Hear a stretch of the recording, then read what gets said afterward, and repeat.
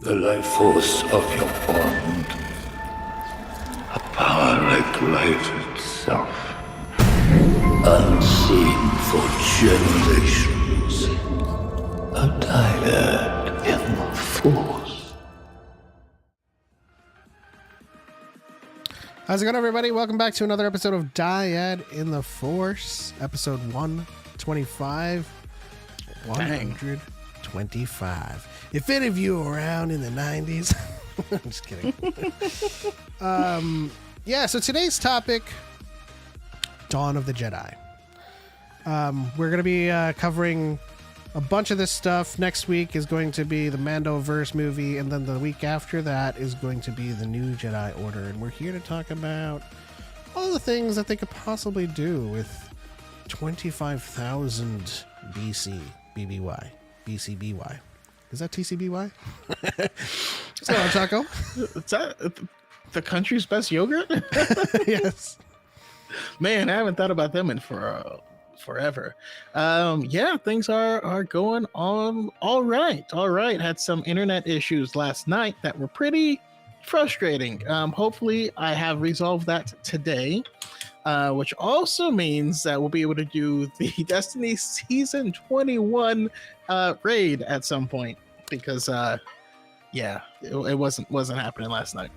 Anyways, things are going great. In what way? Cade 6 is back. Spider-Man 2 is coming.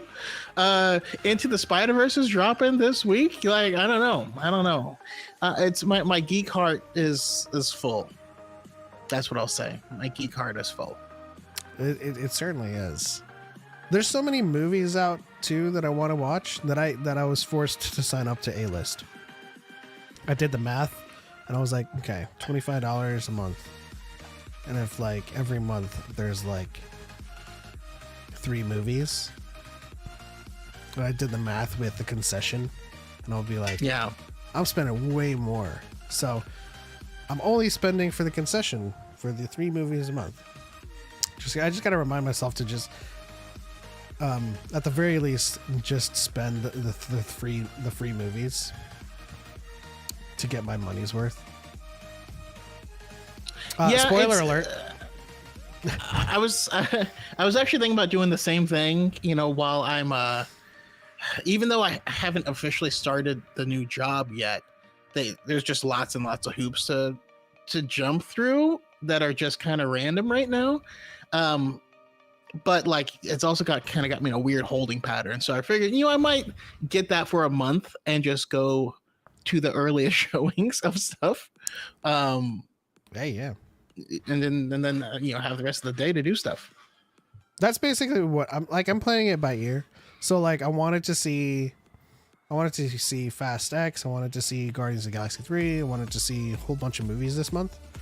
Little Mermaid. And then into Across the Spider-Verse next week. So it's like, all right, let me sign up, get all these movies for free, and see what's happening next month. But shout out to everybody in the chat. Kenny, let's go early crew. I am Asian Batgirl. Xanatos with the Saturday Night Fever. Daxon Download with the Woot Woot. Liana, hi friends, hello. Time Trav. Sean and I wrote a story called Dawn of the Jedi, Path of the Light. It's fan fiction, but I'd like to see James Mangold do better. Maybe we can react to it and see. Is it? Oh, it's a fan fiction. We'll see. Yeah, well, it's something that he wrote. Him and his cousin Sean. Yeah, we can give it a read. Chase, AEO. Xanatos, like I said, spoiler alert.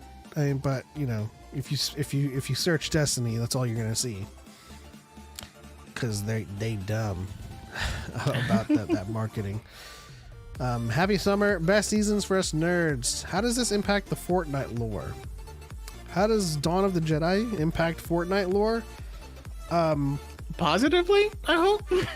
Oh no. I'll let Choco answer that because I am a public Fortnite hater. I I just don't play it. I have, and I have some cool skins, but yeah, that's it. I did play with the building aspect of it, the level creator, as I do with most games. But I'm not really that. The only BR that really speaks to me is Apex, and I can't have too many BRs in my rotation. Yeah. Ricotta, maybe some Sith purebloods. Maybe Chris, maybe if you want to join in and hop on, you can to talk about this. Yeah, we could have ricotta, some Parmesan, some. I knew that was coming. I knew you were going to list all the cheeses. Parmesan Reggiano, you got to mix it up. Let's see here. Chase says, I just watched Revenge of the Sith for the first time. It was so cool to see them bring Anakin in from Fortnite. I like it. I definitely heard ricotta, and now I'm hungry. Yeah, I was thinking of getting like TCBY. No, I'm just kidding. I was thinking about getting like a sub sandwich or something. Yeah, I think I'm actually going to be doing. Maybe I'll put that off until tomorrow. That's what I'm going to do. I'm going to cook some chicken tonight. I'm going to make some chicken. I found this really rad air fryer recipe because I typically just do the double fry. So I'm going to see if I can try that some of these days. We have a caller. Double air fry. Yeah, it actually is. It's like your first fry is at 250 for like 20 minutes. So you're like kind of par cooking it, and then like you go 450. Okay. I also tried a new like potato recipe yesterday, and so I ended up with these like potato shavings that I'm also just gonna fry. Toss them in there. How's it going, Chase? Y'all were talking about the best Star Wars book, Into the Void.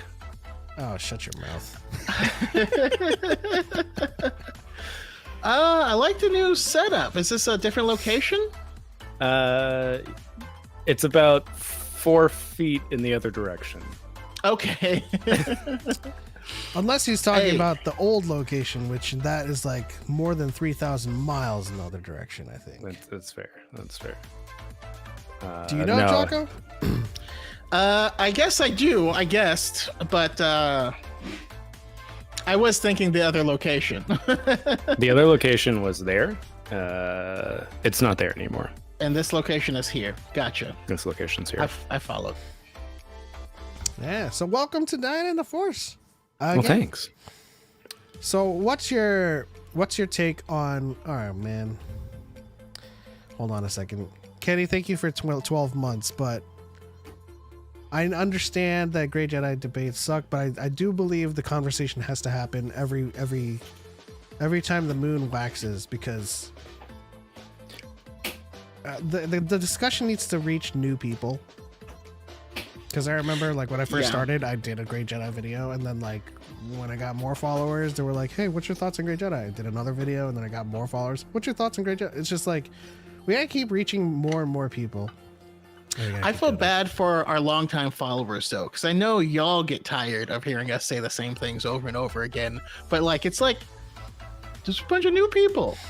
Yeah. Oh no, I saw some tweets from mutuals on Twitter. They're like, "Can we stop talking about this?" And I was like, "I know exactly what you're talking about, but people are asking questions. We gotta do the videos."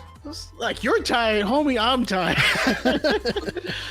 But yeah, it's all good. But the conversation does change from time to time because of the new canon, like that drops. It just keeps on continually changing the lore. Not changing the lore, adding to it, but like, you know what I mean. You mean you guys don't like Grey Jedi? It depends on what you mean, because Kira Confilla is definitely gray. Hair. You know, he has that gray, that skin color. Dagangara also pretty grayish. This is true. Vernistra Rowe. She's green. I mean, Is she green? Yeah. She looks gray in the trailer. Eventually loaded Greatstorm. Are we gonna make the argument that eventually everyone turns gray? Listen, in the comic where Tyvoka and Plo Koon say that Qui-Gon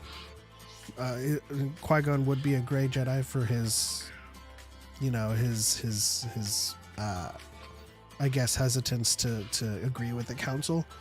I'm all for that definition of it, but when we're talking about canon, that's not the name for it. And so we have in Padawan, for example, finally Obi-Wan saying, "Oh, Qui-Gon would have been a Wayseeker," so we have a canon name for it now. In terms of light and dark, we all know that's just not the case. So we just have to like kind of let go of it. But introduce yourself for everybody in the chat, for those who don't know the Chaster. I just called you Chaster. Please don't ever do that again. Hi, I'm Chase. You can follow me on the internet at Forward Into the Black on TikTok and Twitch, where I'm mostly talking about Star Wars and occasionally Star Citizen. If Star Citizen ever works again, I'll be streaming it again on Twitch, but that's not the case right now. So, Wait, it's not working at all? It hasn't been working for 3 months. Wait, Is that's the not game true? is the game just not functional, or did the servers? So the last patch was not functional, as in most people couldn't actually log into the game. Later on, it was kind of fixed, and this new patch, people can pretty much log in, but a lot of people are just getting kicked out, like in the middle of a bunch of stuff. So it becomes and not worth it because it's activities take a while. It's the infamous 30K crash is like, it's happened to me probably. It used to be this would happen every once in a while. Like, you know, if you played daily, you might get it once a week. This was happening 2 to 3 times a day. Like Destiny 2. Yeah. Well, right now it's free to play for the next 3 days. Yeah, if you would like to you can join play the horrible thing that is Invictus Fleet Week, where you can try all the ships for free and play the game at 4 frames per second because there's so many people in there. Please, by all means, contribute to the poor performance of Star Citizen. I remember once having a computer that couldn't play 720p videos. It was so damn old. Listen, I remember as my dad's computer programmer, has been since you were using punch cards. And I remember I'd always inherit his old computers. And I remember installing this 40 gig hard drive on his PC. And we were like, 40 gigs? Oh man, you're never going to need any more space than this ever again. Mm-mm. I remember when gigabytes showed up and it was like, What? 1,000 megabytes? Like that, Bro, we went up to where am I going to space fit all these with like floppy 512 drives? meg. Bro, I remember when megabytes were introduced. We had an IBM PS2, and that shit came with 4 megabytes. And like when MP3 started hitting the scene, I downloaded one, and I was like, oh man, this is crazy. Freaking music on my computer. And then I tried downloading more. It's like, your hard drive is full. I'm like, what? These things were like 3 megs each, and I'm just like, okay, 4 megs is not going to do it anymore. Our first computer was a IBM 486, and I don't remember any of the specs on it, but that was like the floppy drive computer. Yeah. Like the 5 1/4. Oh yeah, now those are you know what is vastly underrated though is like having a machine that can run off of technology that thin is so light that makes it so fast. And so like on the investing side, the software that we use, Beta, runs off of software like that because it's so quick that you can get in and out and make your purchases like lightning. But it also means you just have to memorize a bunch of weird commands. It's good times. Yeah. We have Xanatos in the chat, whose first computer was a Gateway. Oh, I remember Gateway with Windows 3.1. Man, I remember 3.1. Damn. Like where you can minimize windows. That'll never catch on.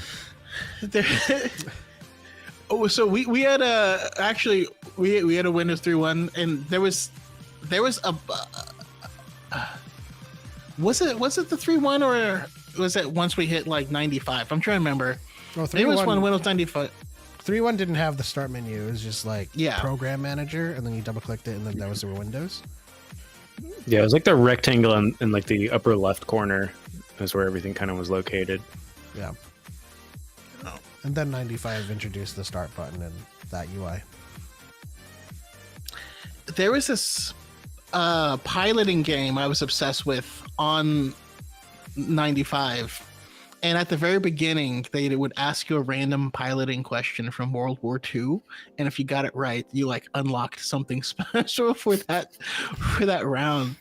And I remember thinking like how cool this game is, and I wonder if I could find it now and see what it looks like. I'm sure it's utter garbage. There was a flight simulator. This was like 98, so this had 3D graphics. It was a World War II like P-51 Mustang game that my cousin had, and I remember trying to take off in that thing, and I never figured it out.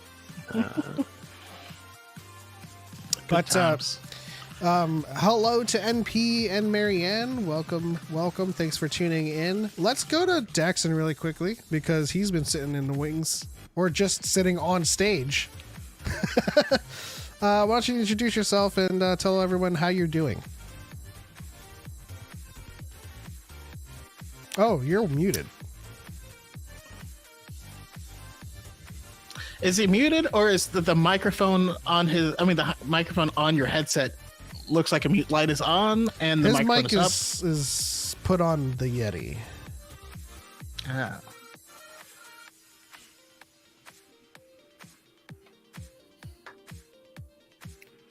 Probably change it for him. Okay, so yeah, he's having some issues. May have to leave and rejoin, but yeah. What else is new with you, Chase? It's been a minute. Yeah, nothing too crazy. Been working towards that pilot's license, and it's a little slow going, but doing that. I just got back from a long bike ride. Rode into New Haven, Connecticut today. That was exhausting. Yeah, been just living life. Haven't really done much. Is there a bicycling to piloting like pipeline, like inspired of the Wright brothers? Yes. Okay. There is. Like, I know multiple people I ride with that also are like, yeah, I want to sort of go for my pilot's license. Like a guy I used to work with, got his last year. Guy I rode with a bunch. We used to ride up and down Long Island. He's a little further ahead than I am right now, but he started as well, and it is definitely a thing. Yeah, my buddy's dad lives up in Canby, Oregon. He's huge into cycling. Also has his pilot's license. Has has a Cessna and a custom made. I think it's called an RX-7, which was like the car. I got super excited, and it was not the car. Is it a Kit Fox STI 7? I'd have to look it up. Okay. Because those are pretty custom bush planes. Very cool. Take off in 150 feet. If I'm not around when you get that license, congratulations. Also, we're like playing the lotto right now, trying to get a private jet. So listen. I don't think the license will be ready for Daikon. I'm very sorry. And the lottery is probably not going to be ready for Daikon either. I'm just saying.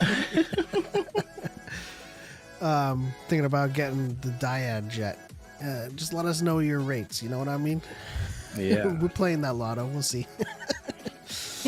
But as mentioned, today's subject is Dawn of the Jedi, and what we hope to see from James Mangold, what we think he could be doing, some subject matters. Daxon's back. We'll see if we can get him in, and Choco is left. And also, today's Real Fans, we're doing it a little bit different here. Today's Real Fans is Phantom Menace. You thought we were going to do a trilogy. Nope, it's just this movie. Choco, you good? I'm good. The hell happened? I'm just kidding. Jackson? All right, cool. Yeah, sure. Yeah. I had a literal power outage for a solid maybe minute and a half right before I went to join you guys the first time. Like a nice rolling power outage. So it reset all of my sound settings. Oh, you know what? Pep had the same exact Same thing. Turned off my 48 Phantom power, and I was like, why is not my mic working? Yes. So anyway, yes. Hello, I am Duxon Download. I am mostly now pushing for on my YouTube, but I also do TikTok stuff. A lot of comic reviews, book reviews, and video game playing. Huge Sith fan and lore fan. I understand, yeah, they're bad guys, and I understand they're evil. I just like them, okay? I can't help it. That's fine. That's fine. You guys are wrong, but it's fine. I don't know if you show us your shades, Chris. Yeah, my freaking $200 gift R2D2 shades I got. That was nuts. Where is it? What? Let me see. Oh, be right back. Love the Phantom Menace. Not sure if that's an unpopular opinion.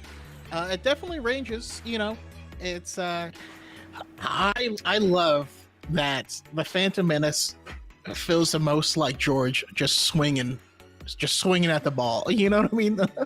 Phantom Menace is my favorite prequel, like by far. They come from Diff. This is apparently some it was a sponsorship with Disney for like this when I think Galaxy's Edge was opening. That's a nice case. Yeah. And then aviator style. You can't really see it, but up here there's a blue and red streak, and then it has R2D2 coloration awesome. and stuff. That's cool. That is cool. How did you get those? I told my boss that I'm a Star Wars fan, and I gave him his first Mandalorian helmet and got him started on like cosplay, and he was like, "Here, I love you. This is amazing." Nice. Love when that stuff happens. Yep. Yeah. Gotta let your nerd flag fly. Exactly. Which you couldn't do when I was in school. We were bullied for that. If I had worn those glasses to high school or middle school, I would have lost $200 real quick. Which is funny because the tropes still tropes. So like I've been watching American Born Chinese, and there are several reasons to get bullied nowadays, but like he's like trying to hide his comic fandom, and I'm just like, that's not something that you hide these days. Like, you know, I think nowadays, this generation, you're not cool if you're not watching like MCU and like following comics to some degree, you know? And Yeah. like I think Stranger Things has, and Critical Role has largely popularized D&D. Like when I played D&D when I was like 13, I was called a devil worshiper in my town.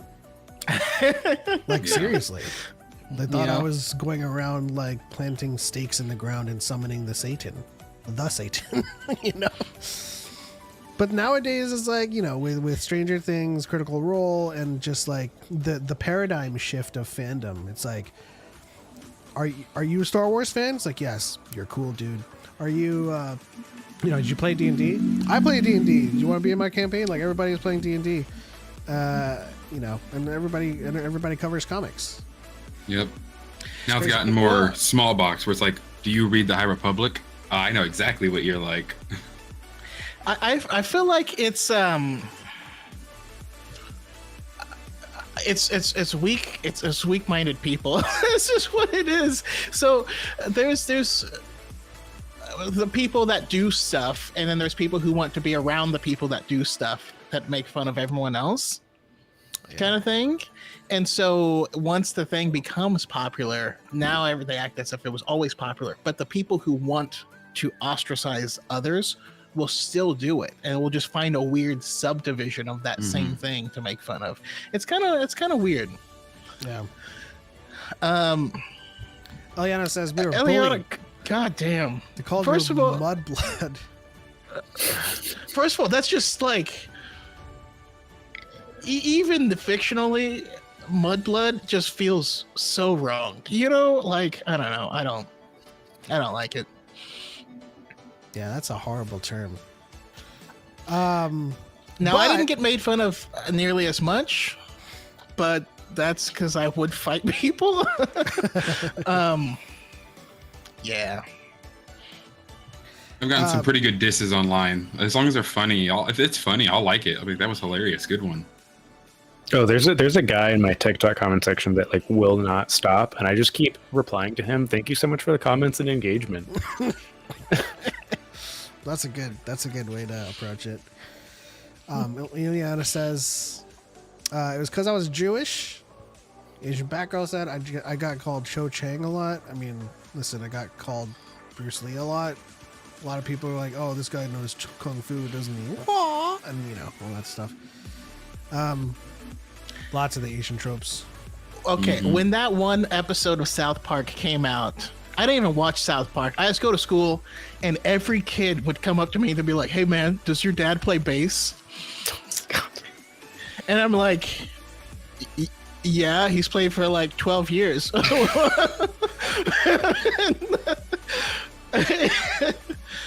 Yeah, it was a thing.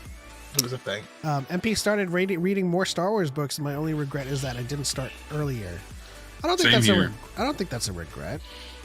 Well, maybe yeah. I mean, that's valid, but you know, whenever you can get into the books, you can get into the books. As someone from South Asian descent, racism jokes are way too familiar. Mm-hmm. Yeah, absolutely.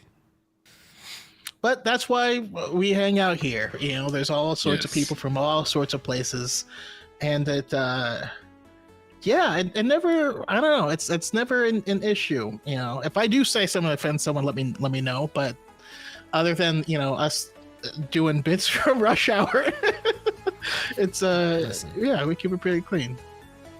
I think we're uniquely positioned to actually be able to do those jokes.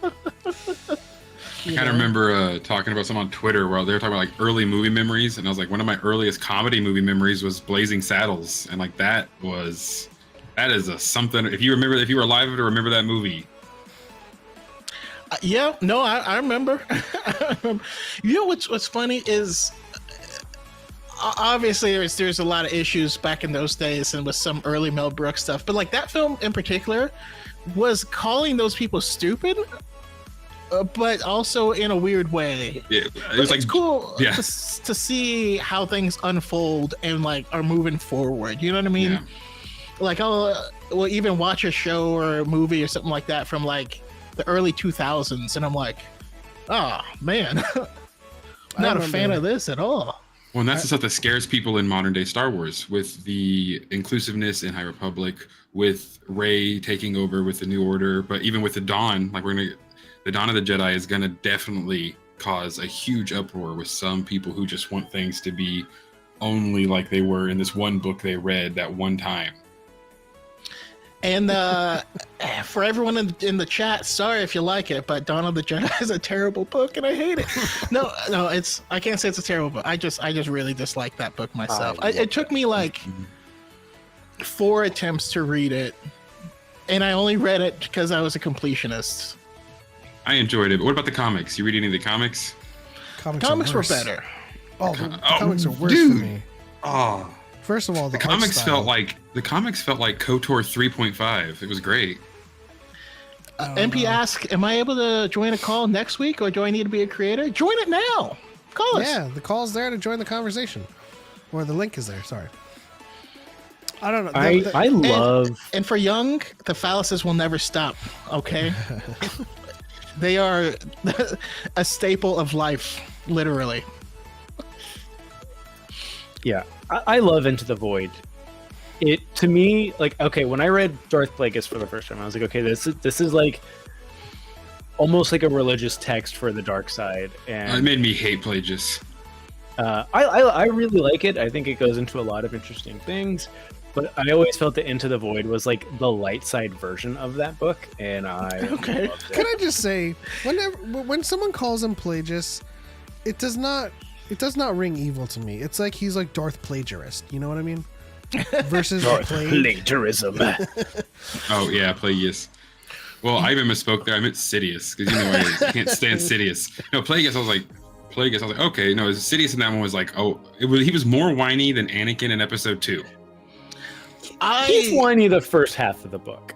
Okay, but I mean, I low-key love him in that book, specifically when they talk about like his dad's reaction of like, you've always been evil. Like, I held you as a baby and I could tell as a baby that you wanted to kill me. Like, too bad they didn't live on space Sparta. Yeah. Also, anyone with the name Sheev would be whiny. Yeah. It sounds like a shiv. It's... You think his name's like Sheevan? You put him down right now. I don't know. The moment he can speak, he's asking his parents why. What the hell is Sheev? Eve Bartholomew Palpatine, clean your room now. Oh man. There are certain things though that are like low-key hilarious. Like there's one part where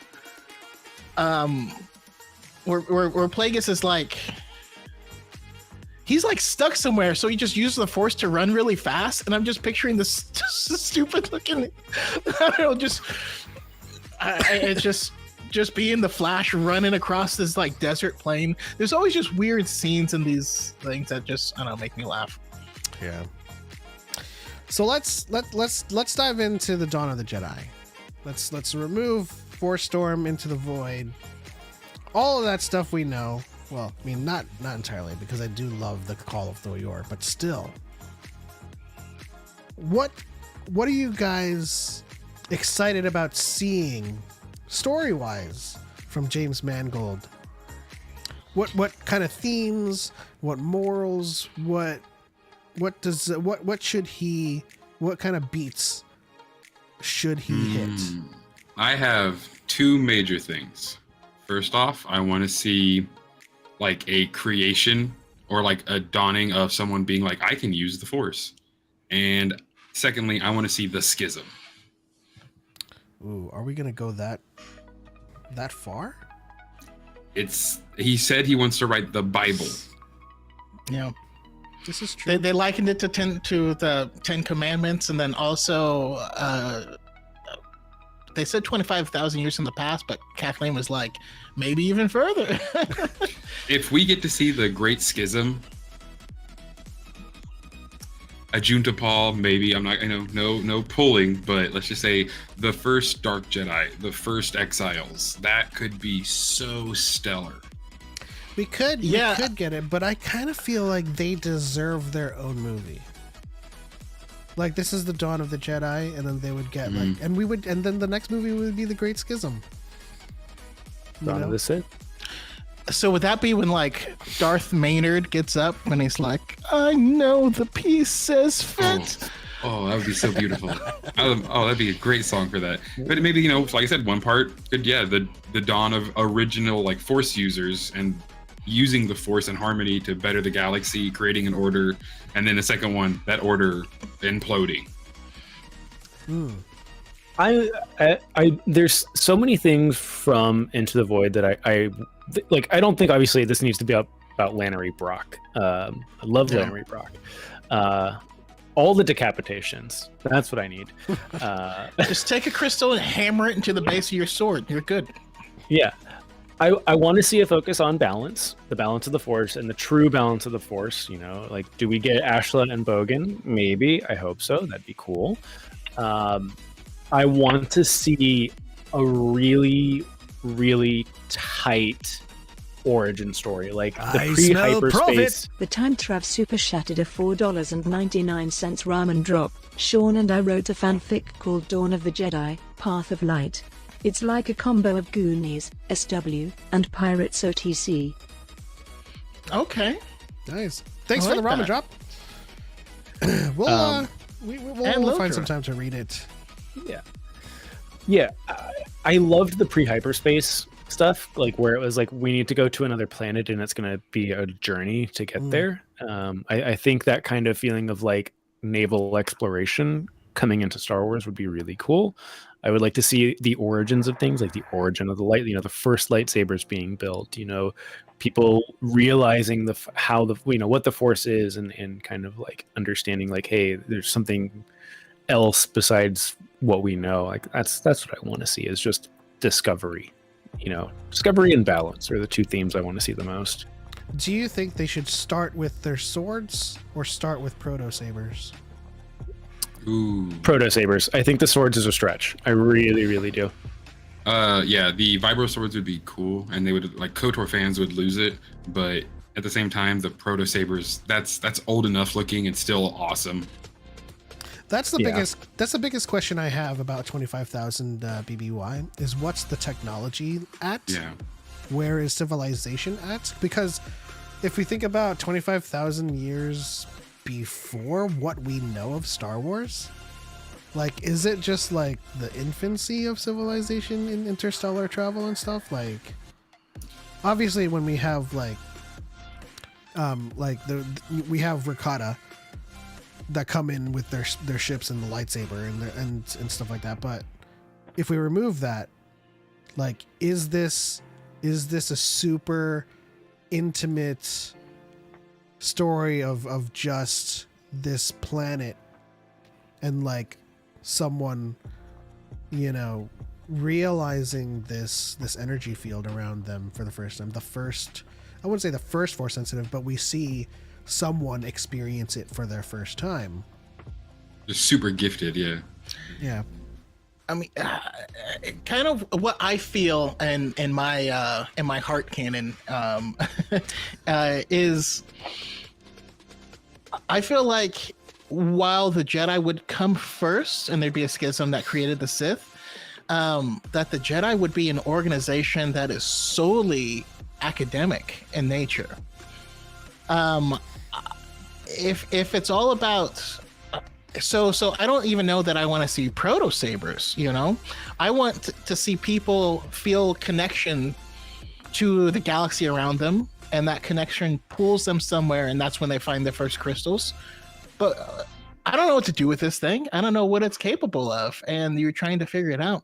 I think the first Jedi should be explorers, scientists, librarians. They're studying the nature of this connection and sharing this information because I think it's going to be beneficial. And then someone amongst a group gets really mad and like yells at someone, and they fly across the room, and they're like, "Oh, I could use this for violence." That's what starts the other side. I could see, like, at the end of the movie, introducing the first lightsaber. I highly doubt that they would make a movie with Jedi in the name and not have a lightsaber in there. That's true. But I can actually see the opposite of that fact. Speaking of which, Kenny, how are you? Sorry. Not to interrupt the thought process. No, go ahead and introduce yourself and give us your thoughts on like some key points you want to see from James Mangold's movie. Give me 1 second. Let this truck go by.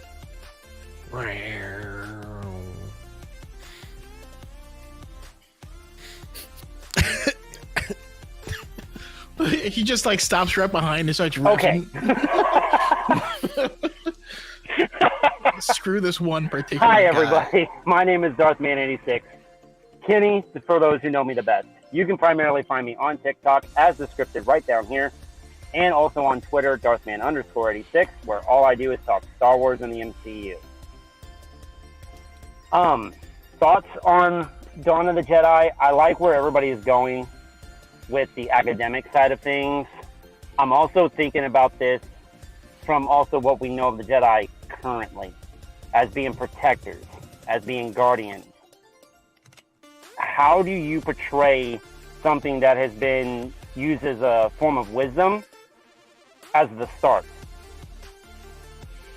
Oh, How I does think that that's look? easy.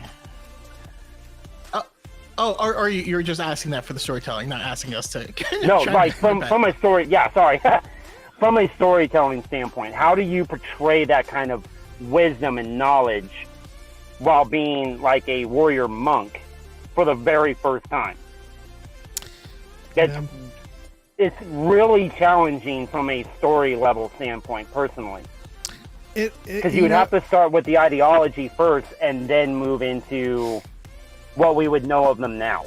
It's a great point because it kind of reminds me of the Shaolin, and that was purely academic and purely theocratic. And the traditional history is that they learned how to fight because they had to defend themselves from bandits and stuff. But in addition to like Choco's point, with it starting purely academic, in order to get a schism, there first needs to be an established code, right? And so, like, where does the code come from? How do they establish that first? The first lines of text that create ideological dichotomy. Like, this code gets written out, like, purely academic. It's like, oh, I feel this, like, this burning in my heart when you know, I'm mad. And it's clawing at my heart. So emotion, we should tone down our emotions. So like we write that stuff down, and then like you have a few people who are like, I don't know, I feel like we should give into our emotion. You know, it's just like create that initial disagreement in writing that code. Because we see, we're gonna have Bogan and Ashla, or at least something like it. It looks like the Prime Jedi has the two moons. Hello, Gray. Yeah. Oh, and that's kind of what I was trying to allude to, is like if it starts out with these, you know, connections and explorers, and also in my mind, the first time someone feels connected is once humankind enters hyperspace for the first time. If you know they're actually studied really the important. Purgle, open up the path to hyperspace, which opens up the connection to the force, the wellspring, and all this stuff. Like it pierced the veil, if you will. Anyways, I mean, you told me to think about it, and I did. But yeah, you would have where someone, you know, gets mad, throws someone across the room, realizes this could also be used as a source of violence, and maybe even in a good way. You know, whoever they are, maybe it starts with a group of explorers who've felt some type of calling, and they've been able to use this technology to reach hyperspace, and now they're in a situation where they have to fight, and some are giving into their emotions, and they realize we're losing ourselves right now. We're losing ourselves. We need a rule set to prevent. Everyone who's done this has almost become a crazy animal. We need a rule set to protect ourselves from this sort of thing, and that gives birth to the Jedi Code. But even then, they'd still be academic, except now we've inadvertently created these dark side people, and we have to now defend the galaxy against these people that we created. That's also true. And then that's the Jedi. I love the idea of having the dark side and these dark Jedi, but they also wouldn't be just like the Sith yet. They would be using the dark side and still moving within the Force, but they're not as extreme as the Sith, who are trying to control and literally abuse the Force. There are people trying to be gray Jedi. Yeah. The first person with the ideology to come in and be like, the Force needs to be controlled. This debate. No, I need people to watch this and be like, that's why gray Jedi is not possible. Got it. That's a good Explain it. Yeah, because sadly, the dark side of the Force is corruptive and it is destructive, but not itself. It's more or less like the people who use it. It's the people who are allowing it to flow through them like a conduit instead of being a part of it, like the Jedi are with the light side and the Force itself in general. Yeah, that's the first dark sider who gets to go on it, or if we get to see that, where they go to Korriban and they're like, "You guys are twisted." Okay. Yeah, I mean, Choco, I think you brought up a good point and raises the question: is Pierce the Veil going to do the music for this movie? I mean, absolutely. NP in the chat said, Move over, John Williams. You boomer. I mean, same thing. Yeah. MP in the chat said, was there a time where being a Jedi wasn't about controlling your feelings and having no attachments? I think the most important thing for the Jedi when they first started out was kind of just feeling out how their connection affected them, right? Because they had countermeasures for certain things like Ashla and Bogan, where things would get a little bit too heated. You think they're going to use the term Jedi? Yeah, I was going to ask. Because Jeddah is obviously kind of named after him to a degree because they ruled that planet for a long time or presided over it. I mean, it's Dawn of the Jedi. Yeah, I don't know if they might call themselves at first. It actually brings up another good question. Sorry, Choco. It also brings up another good question of, if we're going to bring in the Ashland and the Bogan, is there going to be a pre-theology around that, and that's what gives birth to the Jedi?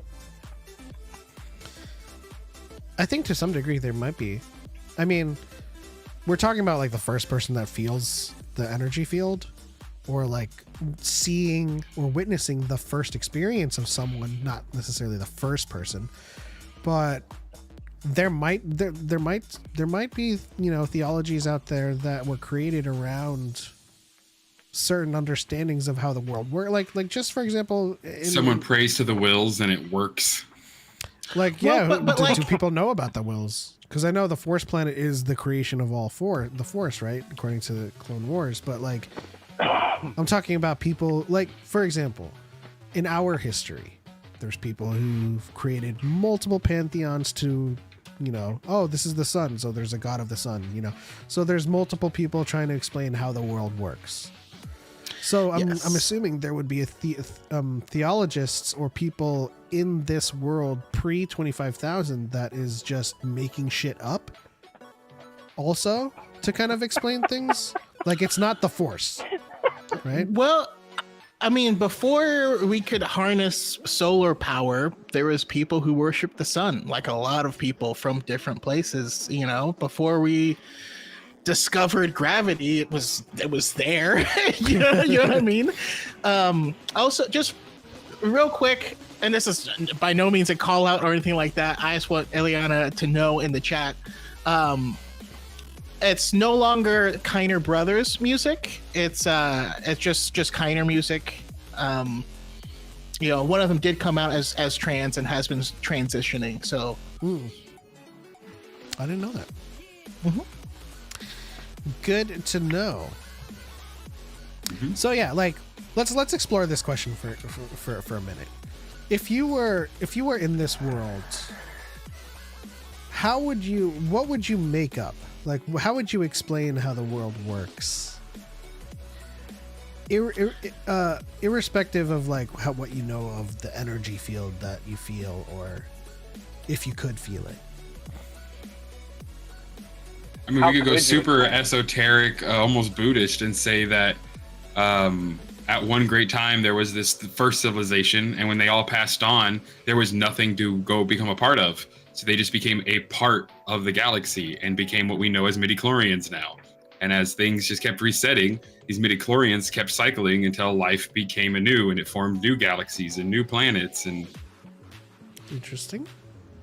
Yeah, I mean, I think, you know, Star Wars does have a tendency to mirror and parallel the real world. And as like the age of sail, you know, arrived on Earth, like new cultures were explored and ideas and thoughts were exchanged. And, you know, obviously it's not as sunshine and rainbows as that. But I do think if we do have like the invention of hyperspace, you know, kind of going on, like as that is a way to form the Jedi Order, is just species coming together and all having different interpretations of the Force. I mean, the way we saw the Village Bride and how that planet interprets the Force, and they don't even call it the Force, they call it Magina. And just having like the exchange of ideas kind of coming together to form the Jedi Order. Oh my God, that is what I need more than anything. Okay, so like in the expanded universe, and the 5 or so years after his brother died, Jason Solo just kind of explored the galaxy and visited a whole bunch of different and strange Force-sensitive places. You know, in a recent video I mentioned the Angti, where he learned flow walking, and which is a stupid ability in my opinion, but that's a whole different topic. But that, like, if these people felt, you know, the calling, you know, to the Force, and you know, this is after hyperspace travel became a thing, and they found people and writings from across the galaxy, and they're trying to figure out, these people do this thing and it works. Why does it work? Does it work because of the ceremony? Does it work because of this tradition, or is there something else?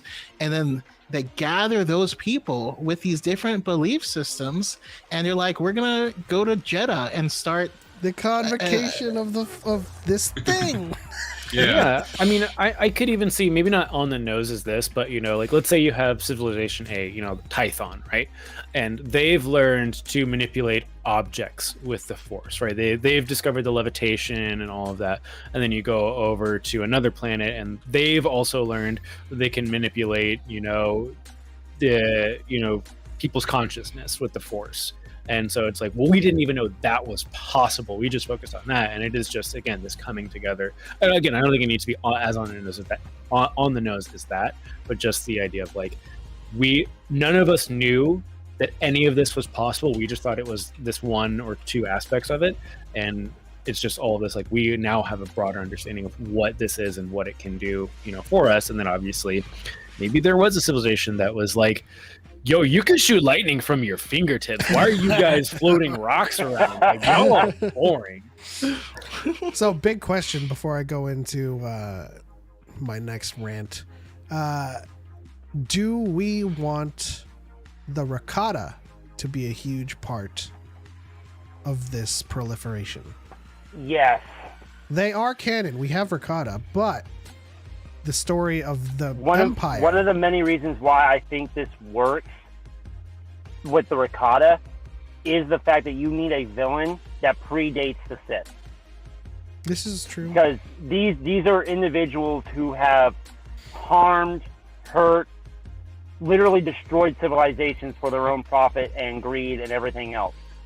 The individuals who discover the Force are either trying to defend those who can't defend themselves, or are lashing out against the Rakata, which gives birth to the entire ideology around Jedi and Sith. Well, See, what that's the why we have to villains be a are little the friends careful, we though. made along the way. Yeah.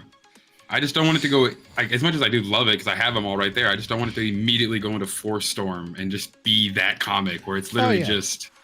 I think it Because can be even... they're going to have to... I could see the Rakatas being the ones who invented the lightsaber, because that's the way it is in the comics. I mean, the Rakatan Kyber stone is what Luthen has. So obviously they have something where they're using they're using these stones, these sky stones, and all this kind of cool stuff. I think with the 25,000 years ago, you can, and you know, with Kathleen Kennedy saying, "Oh, we can go back further," right? I don't think we necessarily need to even see the Rakata. Like, I think they should be mentioned. You know, if they are canon, right? Fall of the Empire. Fall Yeah. of their empire. Yeah, but it's just like, you know, as the characters in this story begin to explore and learn about the Force and everything, they learn about the Rakata. The Rakata could be thousands of years gone, you know, even at 25,000. It's just like, who were the Rakata? Who were these progenitors of the Force, of you know, what we have today? The darkness. And yeah, and it's like how And they find a mass relay generator. yeah. Or even they find one of the quad Dark hyper Lord. jumps. We get some quad relics. Well, that was then, the follow up. How much of the Rakata stays intact, and how much just kind of? I would I want don't almost think- remnants. I I would really really think want it visually to we should see be. them. Yeah, I would say see a few even like actual few, but they're now statues. what they became. They became almost no, like they became their own, like they became the slave caste for most others. Sadly, they did. Like that's what happens that when an empire falls that great, they become the next one's building bricks, pretty much. Would you guys want to include the Zepho in there as well? That would be a I think perfect. this Zepho would be probably more likely than the Rakata, especially. I mean, what if the Zepho were the ones who won the war against the Infinite Empire? They were. So That's what turned them dark. As much as we know of them, they were sages Until a point. until they fell. But like what? But my next point, and you know, you guys don't have to pivot. But my next point would have been, I think we could go down the Zepho route with the Rakata, and the story is them finding ancient or ruins of Rakata, and seeing someone experiences an echo and sees. I don't want to say the Infinite Empire. I do want to like change a few things about the Rakata, but see Well, them in an echo the same way Cal sees the Zepho. What if the Zepho and the Rakata are almost like the Duros and the Nemoidians? Same system, very close. And like the Rakatan fall to the darkness, and an Infinite Empire is literally what is the seed of corruption within the Zepho. And then them trying to get rid of that. I would say to They kind of kinda talk look about, alike. to talk about what you kind of talked about before you started the stream. I would only want to see a Force Echo if that Force Echo was someone getting their fucking ass handed to them by a Rancor 300 times. As like a nod to where it comes from. It's like, I don't. This guy. So this guy doesn't know how to use the Force. Which is true, because the 200 times I just kept missing the bone, so I stopped using the Force. I didn't know about the bone until the end. There's a bone. I was like, there's a bone. Yeah, you could throw the bone into his mouth. It was too Cool. late game for me. I was already mashing both sticks in, and I just went ham. I did Rancor early on Kobo. I suffered through it with no abilities, so I could, and then you get Shatter out of it, and Shatter is the only perk you need in that game. It's the only perk I Speaking used. of Rancor, one of my favorite things of Legends that I know it won't happen, but I would love to see it, is a Rancor with wings. I saw that in the comic, and I just died. I'm like, that's nightmare fuel to a whole new degree. If we're going that route, I need to see someone fly a pterodactyl through space. Dude, can we again? We're now getting back to my original thing: Sith purebloods. We're going back to Force Storm here with this. I would be cool with Sith purebloods. I like Sith purebloods. I like. I mean, we need species. they are the creation of the Sith. Like they have to be involved in that if they're going to show it. I mean, I would have the Sith purebloods be part of the convocation on Jeddah. All of the Sithari. Force-sensitive people that they're able to find, and they're like, we're all going to be here and study together, and it'll be a good idea, right? Right? And it won't be. Super fun idea. A Junta Paul killing. What was his name? I forgot the original Sith King's name, but Tenebrae? no, the one that Junta Paul kills when he goes to Korriban for the first time in exile. It's like Argrom Kresh or something like that. Or no? No, it's a really guttural name. Pretty much. But But what if it wasn't that? What if it wasn't that? What if it's like this convocation? They meet and this fabled Jedi slays this Sith, but it wasn't. It was like no, it was a misunderstanding, like the Great Schism we heard about, or it's this misunderstanding. A Jedi slays a Sith, and the Sith become enraptured in this idea of taking on this enemy they know nothing about. Where their king has been a story slain. where the Jedi starts the fight. If we're gonna go down the Sith route, I really do hope at some point in canon we do get like I can't remember if it's the Revan line or if it's in the Old Republic, but like I want someone to just call it out and be like, "Yo, why do you Sith use the edgiest, lamest names?" Hey, Savage Opress is totally unique. Lord Scourge, really, your name is Lord. Dude, you should meet. I made a Lady Destroven. My favorite is they do Civil War reenactment in Futurama, and it's like half Civil War people, and then the other half are dressed as Sith, and they're all teenagers. And he's like, "I'm Darth Ploder," and I'm like, it's the best. It is. I would like to see that too, because we go from Magenta Paul, Mark Arachnos to like actual word plays on bad words. Like Darth Terrible, and it's just like, man, we used to have real names. Darth Terrible. Well, it's because like somewhere along the line, like one of the Sith was named Kyle, and they're like, "Yo, you cannot be Kyle." Like we have Exar Kun, Ajunta Paul. You're a Kyle. You got to pick up a name. It's like I'm Darth. All right. Well, this isn't any better. The Sith King was call me Hackagram Grouch. There's some old Sith for you. Hackagram Grouch. That's a name. Darth Grouch. Darth Grouch. Well, Darth doesn't exist yet. Darth doesn't come up until like a while after all this. We could see all of this and not have a single Darth. Because the Sith I am Lord of the Trash Cans. That's the only thing that came up to mind. Which is why, by the way, Chase, I don't know why people stan Kyle Katarn. He's it's cool. Han Solo with a lightsaber. His name is Kyle. You got. Let's be real. Luke. I'm just imagining. Let's give him the George Mann treatment or the Charles Soule treatment. His name's not Kyle, it's Kelly. Keel. I mean, never forget we this have sword Jedi. will kill. We have Jedi Master Doug. Douglas. I'm a gun die. Yeah. No, now that Chase mentions it, I do want to see like the first council of like the first Dark Council. They're like, we'd like to welcome a new Sith Lord into the family. What is his name? Kyle. And then they're like, can we take a sidebar on that really quickly? I want to see like the progression. Like I want like Darth Inconvenience, and then it's like no, man, no, we can't rule the galaxy like that. You got to go harder than that. It's like, all right, Darth Unfortunate Circumstance. Like, no, harder.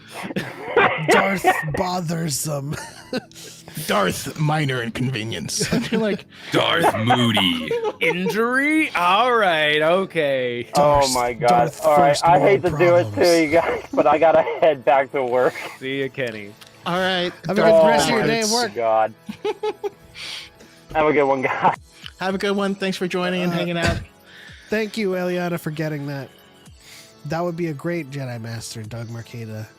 He's like, I'm going to test. I'm going to test this lightsaber for sharpness and for killability, for lethality. This lightsaber will kill.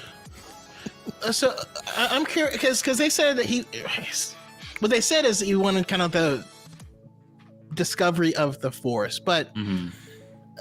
Do you guys want it to be the true discovery of the Force or just the discovery of these people accessing the Force? Or I guess I should say... both? What I mean is you could have a situation where, like we've said before, there have been other Force-sensitive groups beforehand, not knowing what it was. Mm-hmm. You could have an ancient empire that even predates that, and you're discovering ruins, which leads you to these discoveries.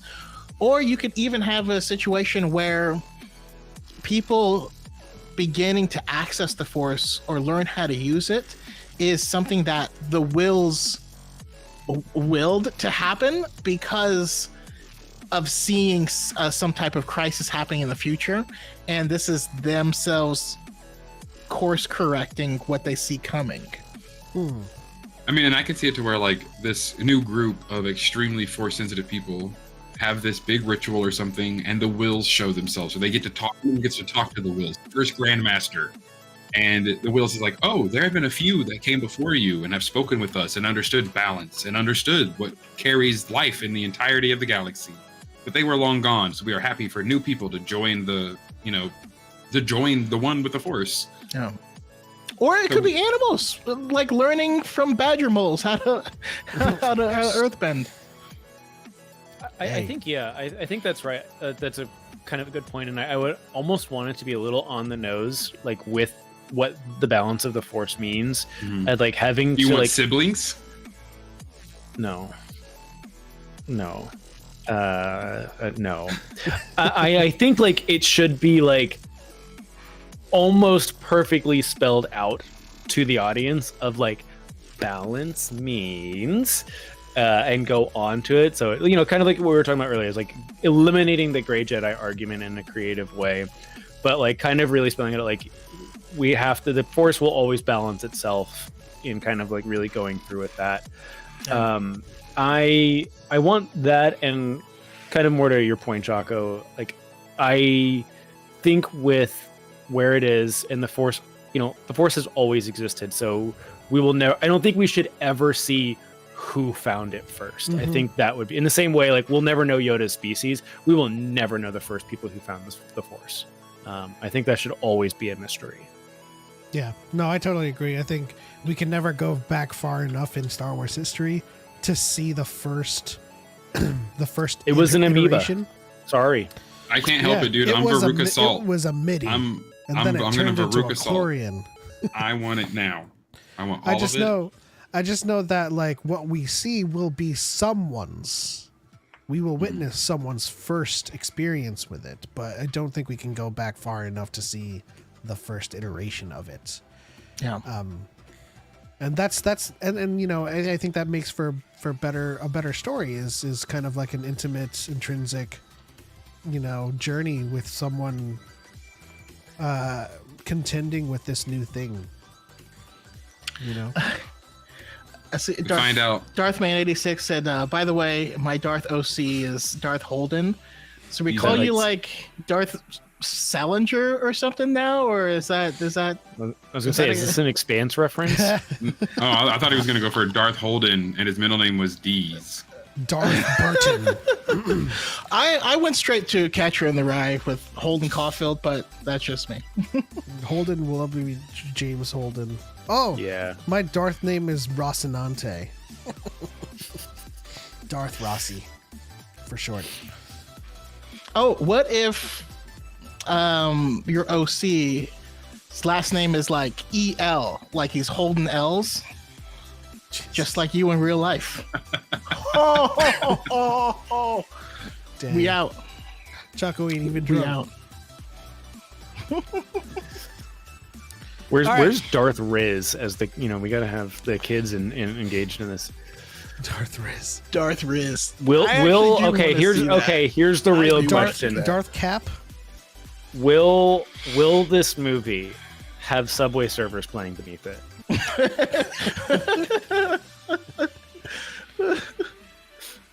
Oh man. Darth Tifu.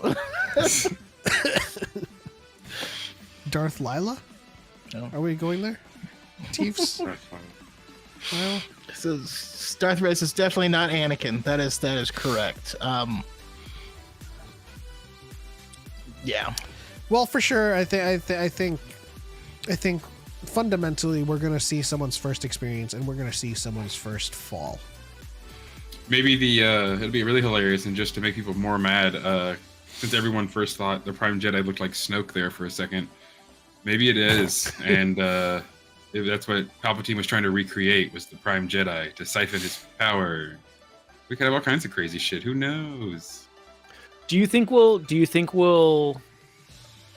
I could see the bulk of this movie not even talking about the dark side, and the dark side kind of creeps up towards the end. Like it's supposed to. I mean, it makes sense. Literally just rears its ugly head. I could see.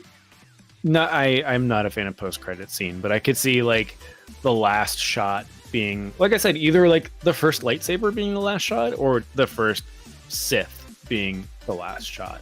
The first Sith eyes, like the first person that just like looks at somebody with anger and their eyes just go yellow. Sith eyes would be a good like if there, that one character, right, that is like clearly struggling, or you do a MacGuffin and like holding their lost loved one. Because I feel like the first person to really dive in isn't going to be someone who's just like, I'm just here to kill and conquer. Wahaha. I also don't want to. I don't want to rehash Anakin's story too and have it be like trying to save a wife. I would like to see something similar to like Tam from Resistance's story, where you don't agree with him, but you understand the fall.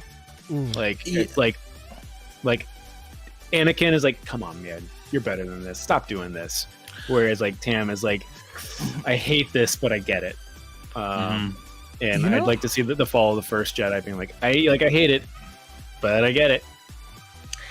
It might be a rehash of Survivor, but I kind of, if they did kind of the bait and switch, where the ones who have relationships and friendships and stuff like that aren't the ones that fall, right? Because they aren't attachments. They're able to let go. The person that is so attached to their ideology or to their study or whatever, they're so committed to the new Jedi Order, or to the new fledgling Jedi Order, that's why they fall. Just like that's what happens with Dagan Gera, and kind of like a Mandalorian Wars Darth Revan kind of thing.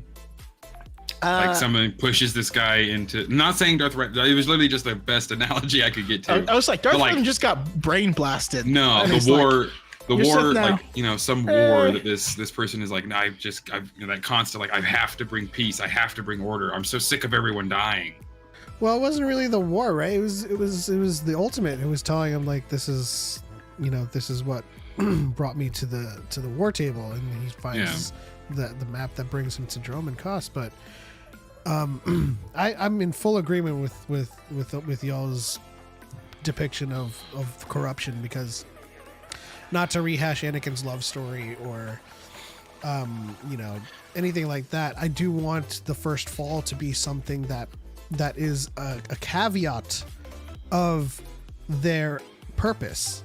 Someone who is defending, protecting, and like the Rakata is like for lack of a better villain at the time, the Rakata is attacking and they're glassing a planet or something. Yeah, they're wildfire.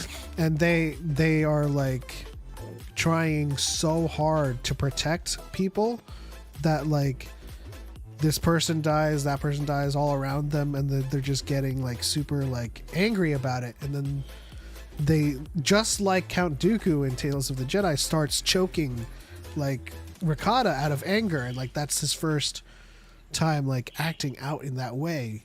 So it's like it's bred from the need to protect, but has taken over, like has ruled his actions. Mm-hmm. Something that like popped into my head is kind of like, if we're going with this like age of exploration, discovering hyperspace, and I think I really appreciate and enjoy this, that Disney is trying to really tie a lot of their new stuff into the sequels. Like, does someone accidentally discover Exegol in this movie? And that's kind of like where they learn about the dark side. Then that means it was already like a dark side temple. No, just like the planet has Nexus. Yeah. Yeah. I mean, but so was like Coruscant. No, Coruscant Coruscant wasn't a dark side Nexus. They just had there was an old Sith temple there, Sith shrine that was built upon. Oh, is that EU that the dark side shrine was on a dark side Nexus?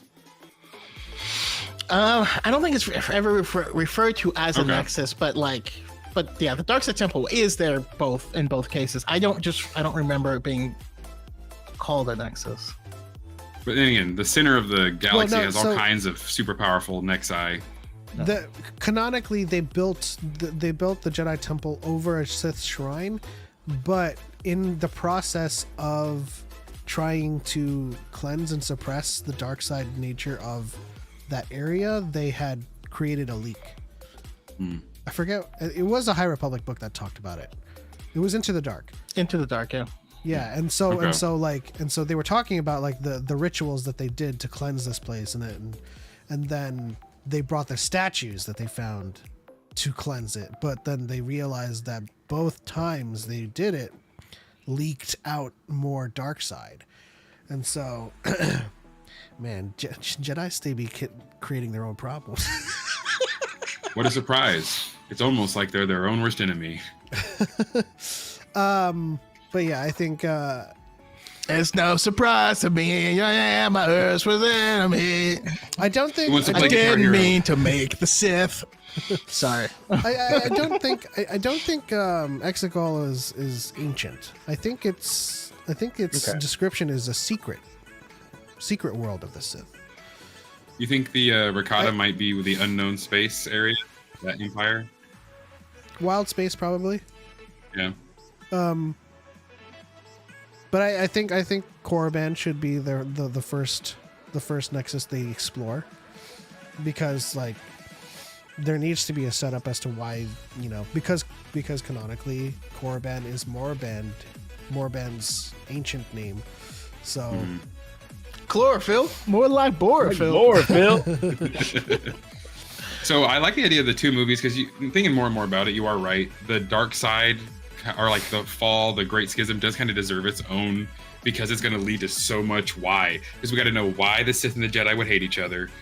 Like the Great Hyperspace War, would that happen? Like there's so much that would be like the first movie or the first like set has to really be about this is who the Jedi are and like why they became sages who wanted to explore every unknown crevice of the Force and learn. And they don't all agree. They have so many different views on the Force within the Jedi Order about how it's viewed, how it's felt, how it's used.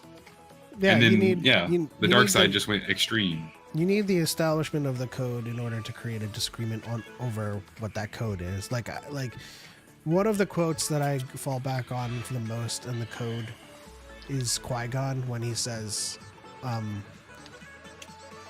"One must always interpret the code for themselves."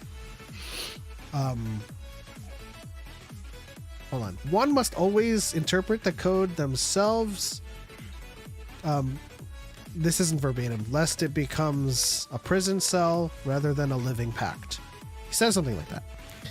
And this is true.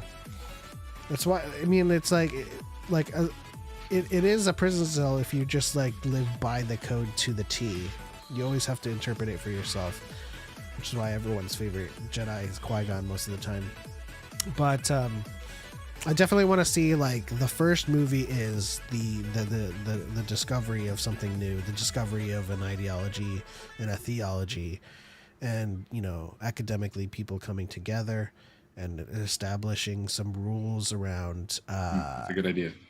rules around the usage of it, because they've experienced some really wild after effects and consequences, and so they create like this framework, and then there are people who disagree, and then which was my idea for how the fall happens is like someone's protecting people, and through that protection they lose control of themselves and start doing some dark side shit, and then like the final shot, like Chase said, and Chase and Dexon, after he chokes him out and like everyone is gone and like they've been saved or protected, like the final shot is him just like breathing heavily and panting, and then like looking up, and then like Sith eyes, and then it's like credits, and then we have the next movie, which would be about the Sith. You said it was Although a good idea? Cal's idea is also dope because of me. What if it started Sith, but people didn't approve of the manipulation and perversion of the living Force, and then broke off from there? Yeah, what if it was like the dark side, the Sith were the originators, and the Jedi are purifying? Because it is canon how it started. It's just a fun idea. The Jedi did exile the first Darksiders. We just don't have everything that's in Legends. But that actually was kind of my original thought, Cal. You know, without separate from that knowledge, because to me it would make sense if the overall explanation is that darkness exists without light, but it leads only to destruction. You know, and if they just made it a big metaphor for the fandom menace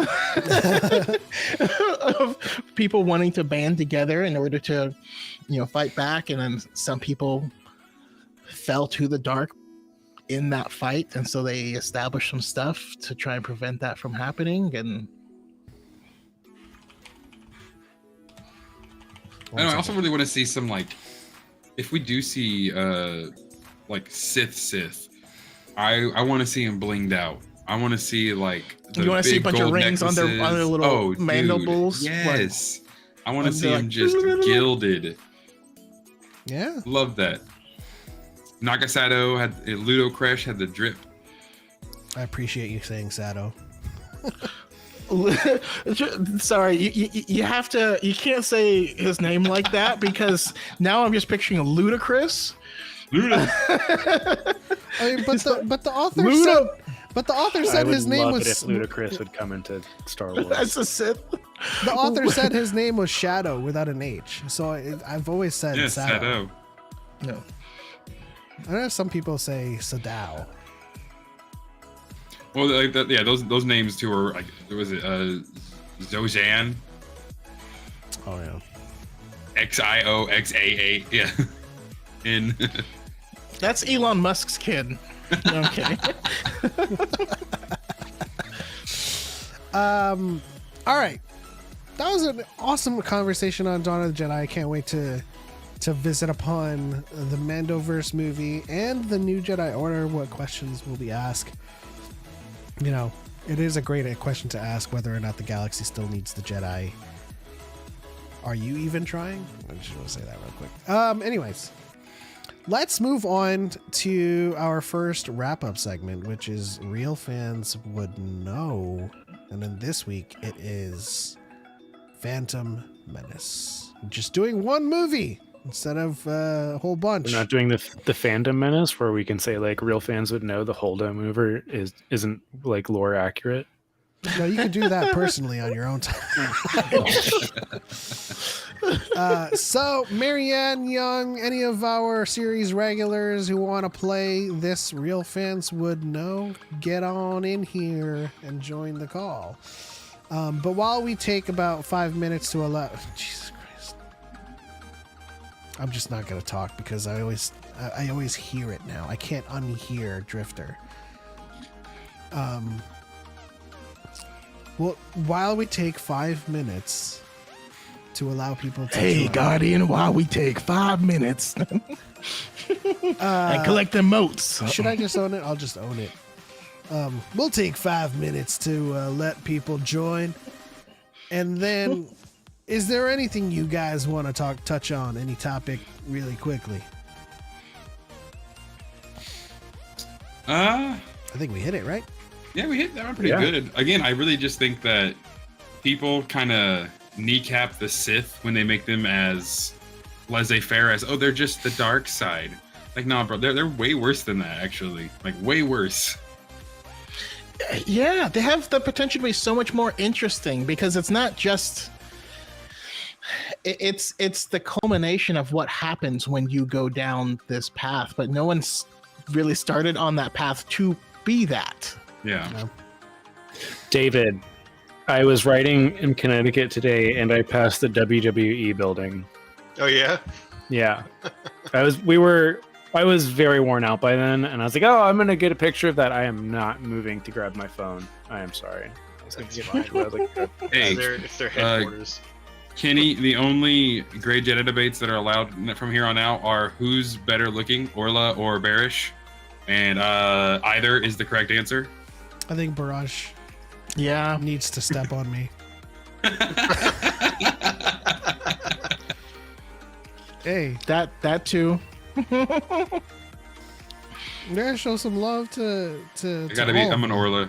I'm an Orla person. I'm an Orla person too. Mm. Listen, line them That's all sassy. up. She can throw me in the ocean anytime.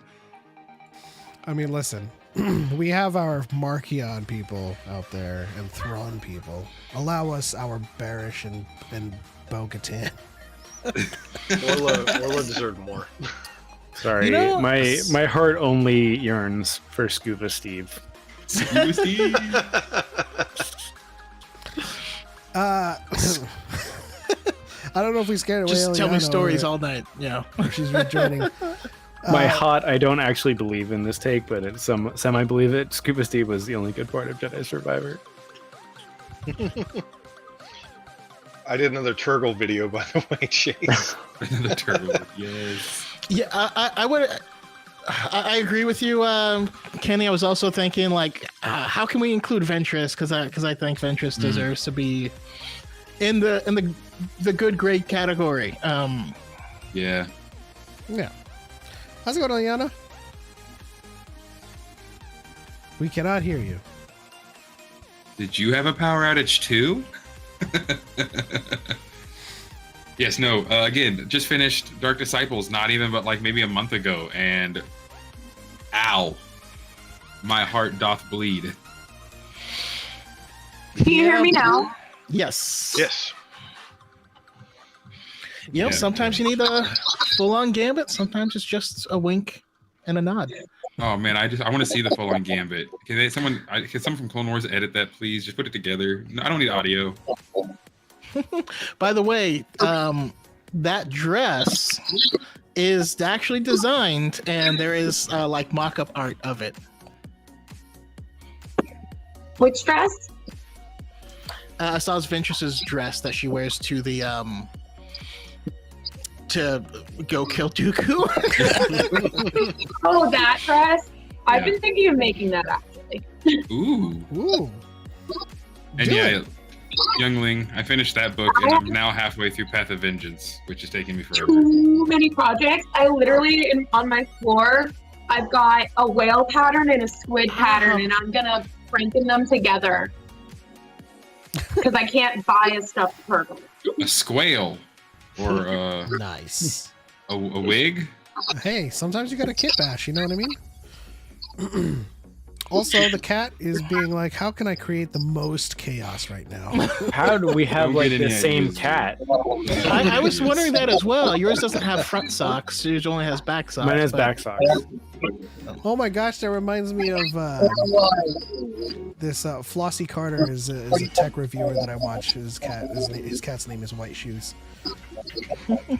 All right, so I think Marianne is either she's eating, and Lothal Youngling has to be an adult and do dishes and laundry. Okay.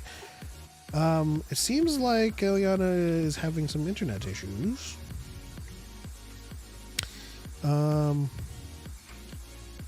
My kitten is also causing chaos right now. That's what they do. Cats live to chaos, you know. Dave, how you doing? Pretty good. How's everybody here? Fantastical. Do you have any quick thoughts? Give me 2 or 3 sentences about your Dawn of the Jedi. You know, I haven't really put much thought into it overall. I'm just looking forward to it. All right. That is a valid answer. Eliana, Yes. 2, 3 sentences about what your Dawn of the Jedi would be. I really want to see the Borgin and the Ashla explored and kind of getting the justice it deserves. And kind of this realization that, again, you can't be gray because the dark side is corruptive. I want to see that explored in film. Mm-hmm. Yeah. Simple enough. I definitely want this movie, as Choco said, to definitively put the nail in the coffin for this discussion. But I It could also be about the Jedi's favorite soap. Irish Springs. What soap was that? Yeah, it's worry. soft on Jedi skin. It's done. Dawn. Jesus. No, because Sasquatch or that company actually has a Star Wars edition like soap set. Yeah. Yep. We have some. They do. I was thinking about We have it. the Obi-Wan soap. Is that sandalwood? I don't know. I'd have to go grab it. That man Remember does when not smell like everyone sandalwood. was It smells running to like Target to get candles that smelled like certain Star Wars Kylo characters? Ren? Yep. Yeah. Yeah. Bad Batch characters. Yeah. That was Those a were big the days. What does tech smell like? The bottom of a ravine? Too soon, dude. Texas. Too soon. Fine. It's a fucking barn Tech is fine. situation. Tech is fine.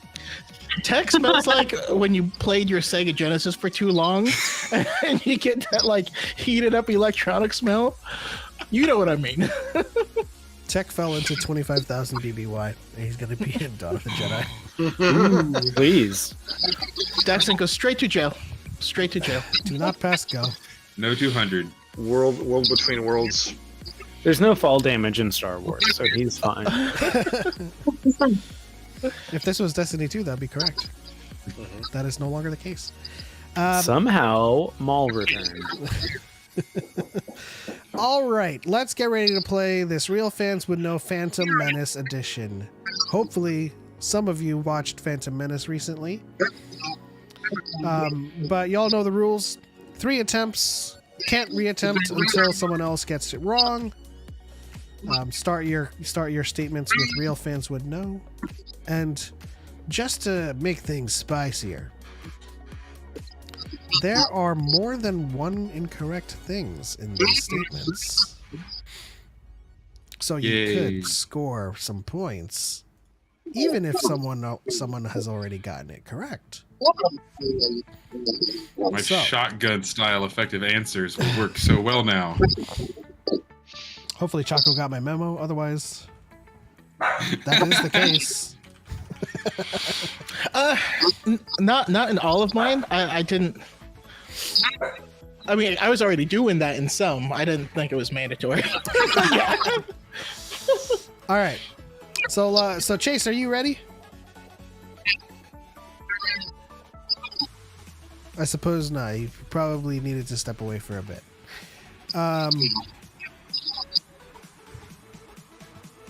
Let's talk about something else. Let's talk about... Never mind. This is a spoiler for my next video. I'm not going to talk about it. I already told Choco about it, but... I'm interested to see everyone's take on it when I release it. I'm really excited to see just how many Jedi survive Order 66 as we add to it almost every 2 years. Listen, you can't go from 10,000 to 2 overnight. Yeah. Chase, are you ready? I'm ready. Here we go. The first statement for Phantom Menace Real Fans. Upon arriving in Gungan City, Qui-Gon asks Boss Nass what will happen to Jar Jar Binks. Boss Nass expresses he's to be punished. Qui-Gon tells Boss Nass that he saved Jar Jar's life and that he owes me what you call a life debt. Your laws demand that his life belongs to me now.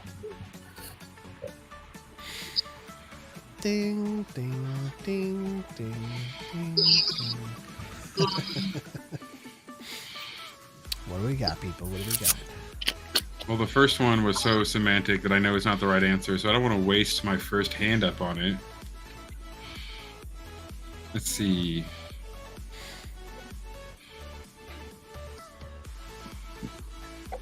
Let's get some guesses in there at least. Jackson? All right. A real fan would know that Qui-Gon doesn't tell Boss Nass that he saved Jar Jar's life. That's incorrect. Trying to see if it was worded a little different. Chase? Real fans would know that Qui-Gon doesn't say that his life belongs to me. Oh, no, that's incorrect. Well, Dave? Real fans would know that the last sentence he says, "Your God's demand." That is correct. Yay! Good job, Marianne. Kidding. I'm not accusing you of looking at that first. I was gonna say real fans would know. He didn't say punish. He said Punish. Yeah. I was going to ask someone for an opportunity to get another point. Choco. Oh, that was a real answer? No way. I was like, there's no way that punished and punished is actual answer. No, it is because the captions say pune. I didn't believe it either. Dang it, I thought it was just an accent. It does say Heeson. Yeah, gotcha. My bad. Anyways, next statement. Dave on the board with one. When Qui-Gon enters Watto's shop looking for a T16 hyperdrive generator for a J-type 327 Nubian, Watto yells for Anakin, who's cleaning fan switches, to watch the store. Watto is offered 10,000 Republic Dactaries, but he turns it down. Jackson. Real fans would know Anakin wasn't cleaning fan switches. That is incorrect. Chase. Real fans would know he's not looking for a T16 hyperdrive generator. That is correct. That's one of the mistakes. It was a T14 hyperdrive generator. I gotta trust my gut more. I'm doing bad at this. I can't believe I literally made a TikTok about this and didn't even know. That's why I went with T16, because I thought maybe you would think Skyhopper and not even think about it. Is there another one, Choco? There is. Jackson? Watto doesn't yell for Anakin. He just yells like "boy."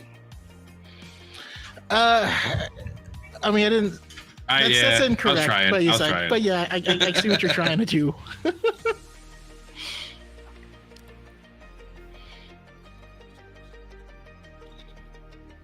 This is I think I know what the other one is. Dang it. I think I know it. Somebody shotgun guess.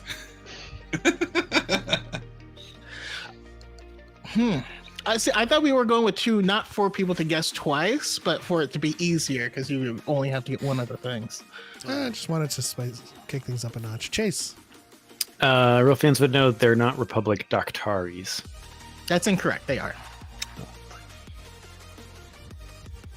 Dexon. All right, last one. Real fans would know it wasn't 10,000. It was 20,000. You are correct. I should have. I was like, hold on. That also seems a little off. Yeah. All right. That was fun. I like that. Here's the next question or statement. When Anakin visits Padme before beginning his training at the Jedi Temple, he expresses, "I may never see her again, so I came to say farewell." To which Padme, as the Queen, responds, "I will tell her for you. I am sure her heart goes with you." To which Anakin responds, "Thank you, Your Highness." Pity hot. Where are the fat Padme fans? Eliana. I don't think Anakin calls her Your Highness. That is incorrect. He does. Real fans would know that Anakin does call her Your Highness. Okay. It's fine. Real fans would know I'm a fake fan. Who was first, Daxon or Dave? I think it was him, but just because he said that, he should go first. Dave, go first. Real fans would know it wasn't to begin his training; it was to get tested. That is incorrect. All Daxon. right. Real fans would know. The reply was not "her heart goes with you." That is incorrect. If you're thinking his heart will go on, that's Celine Dion. Oh man, I always get those two mixed up.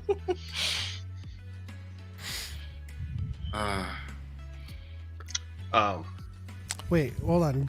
I have to address this. Kenny in the chat said real fans would know that was Padme. That is what the statement says. Padme as the Queen. Who wanted to go? Anybody? Any guesses? Dave? Real fans would know he says, "So I came to say goodbye, not farewell." That is correct. Very This nice. stuff is very pedantic. There's still something else wrong with this statement. All right. Jackson. Rude fans would know that the queen does not say, "I will tell her for you."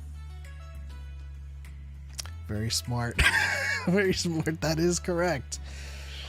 The sentence is, we will tell her for you. We are sure her heart goes with you. We will tell her for you. We are sure. So. Very nice. Just get that voice in your head trying to remember the dialogue. I was hoping Jackson would be like, real fans would know. She doesn't say, I will tell her for you. She says this, and it's like completely. Yeah. Yep. Right on. All I right. am learning. I'm Choco's adapting. second statement is short. Darth Maul's first words on screen are, "At last, we will reveal ourselves to the Jedi. At last, we will have revenge." That was Jackson. A real fan would know. He does not say reveal ourselves to the Jedi. That is incorrect. Damn, you ain't a real Sith. Chase. I guess not. There we go. Real fans would know that that is not Darth Maul's first words. That is correct. Choco, what are his first words? In that scene, it starts with him talking. He says Tatooine is sparsely populated. If the trace was correct, I will find them quickly, Master. Is there another thing incorrect about this? No, the whole thing is wrong. He doesn't. That whole thing, which is what I always thought he said first, is not first, because Maul says a whole sentence before this that starts off screen, and so we just kind of gloss over it. Congratulations to Kenny for getting that right. All right, third statement.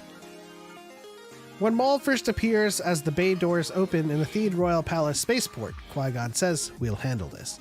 Padme responds, "We'll take the long way." As her team runs into 4 droidicas, Anakin clumsily activates an N1 starfighter, shooting down all the droidicas. Jackson. Real fan would know that Anakin does not shoot down all the droidicas. That is incorrect. Chase? Real fans would know it was not 4 droidicas. That is correct. I don't think... Nope, there's nothing else wrong with this statement. Good job, And, Chase. Elion, your hand is close to your mouth, and so sometimes I can't tell if it's up or... Yeah. All right. I was gonna say though, real fans would know that Qui-Gon says Sith Lords are our specialty. That was Obi-Wan. I know. It would just be really cool if he said that, and then like Obi-Wan was trying to like feel like his master later on. Doesn't Anakin run over one? I don't remember now. No, he shoots them all down with the guns. One of them, like, he hits and it's like falls over and it's like crawling, and then he clips it when he's leaving. All right, next statement, Choco. In The Phantom Menace, Padme had many handmaidens. Sabe, Irte, Corday, Dorme, Rache, Sache, Yane. When fleeing Naboo, Sache and Yane chose to stay behind. Sache ended up being tortured by the Federation. I just went through all the handmaidens on the Darth Vader comic. Come on, brain. There's... I saw David first. Yes, you did. Real fans would know it wasn't Sashay that ended up being tortured? That is incorrect. Okay. What are you guys both? Is that a stretch or is that a hand up? No, sorry, I don't. I'm not. I wasn't probably either second. That's why I wasn't trying to like be like ooh ooh ooh. Well, Chase's hand came up with the previous question as well, so let's go to Chase. I guess this is also a question. Real fans would know this is not in the Phantom Menace. This is in the Padme book. But That's incorrect. So this is them staying behind is in the Phantom Menace. I guess the details of her being tortured and whatnot are not, but that's not what we're looking for here. Okay. This is cheating. Jackson. Don't worry, I'm about to cheat too. A real fan would know that those names listed are not the true names of the handmaidens. While it's not their birth names, it is the handmaiden's name. Yes. Dang it! I was gonna try and like group them all together. Be like, I'm not gonna single any one of them out for being Jackson's wrong. like, real fans would know something in this statement's wrong.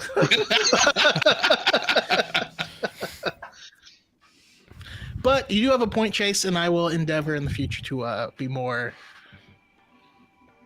film focused. All right, Despicable. I think there's Eliana? only like one thing left. Real fans would know Yane didn't stay behind. That is incorrect. Yane did stay behind as well. All right, this is the last thing because I don't even know if there's anything else that could be the answer now. Daxon?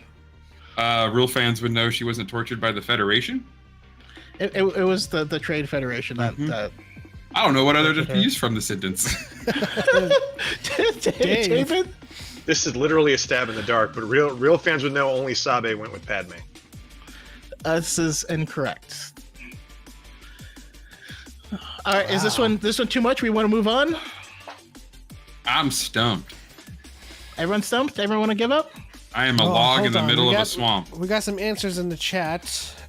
Kenny says real fans would know it was Saba, which is I don't think is an answer we can take. 'Cause I don't.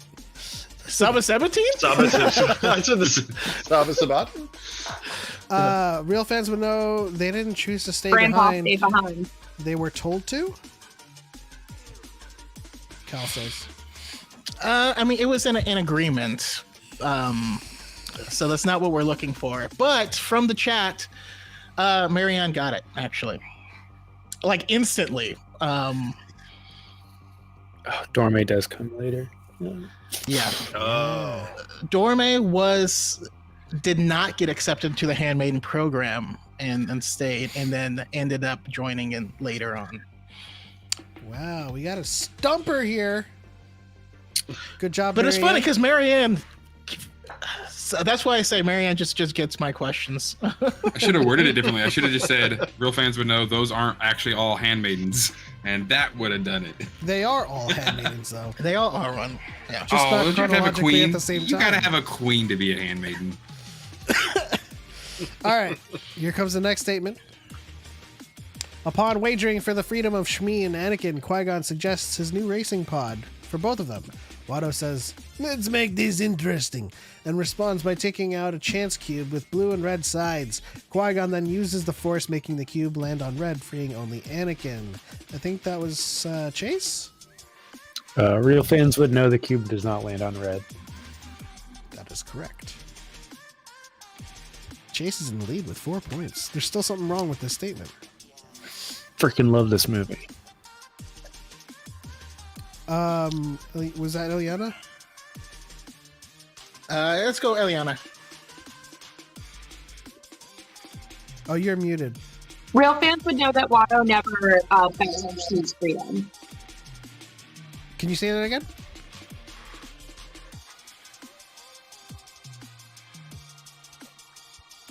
Sorry, real fans would know that Shmi's freedom was never on the table. Watto refused to bet for it. That is correct. Nobody's worth two slaves, not by a long shot. Wait, did I start this to sound what I was gonna- like Hondo there? That was weird. That's what I was gonna say. The answer was. I thought the answer was gonna be Watto says no slave, no two slaves are worth one, or no ship is worth two. Well, here's the kicker, pod is guys. worth two slaves. There's still something wrong with this statement.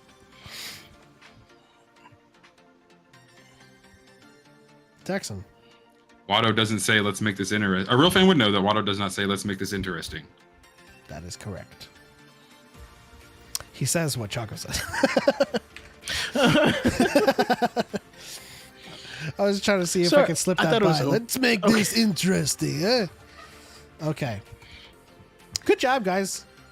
everyone got an incorrect, and Chase still in the lead by 1 point. Dax in 3. Shmi wasn't on the table. I thought it was blue, the boy, red, mother. his mother.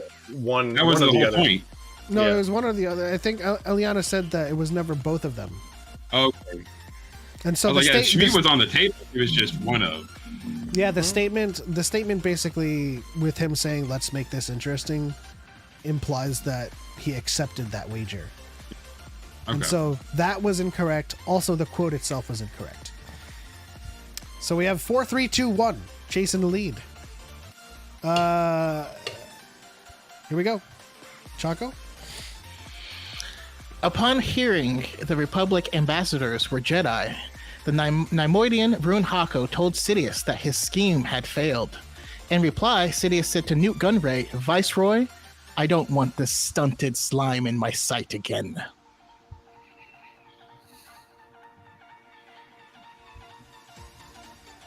Oh, we got some thinkers here. Dave. Real fans would know he actually says this plan of yours has failed, Lord Sidious. I mean, that's incorrect. I didn't put quotes there. I wasn't making that a direct quote. Yeah. He was Just taking a telling him that guess. it failed. Yeah.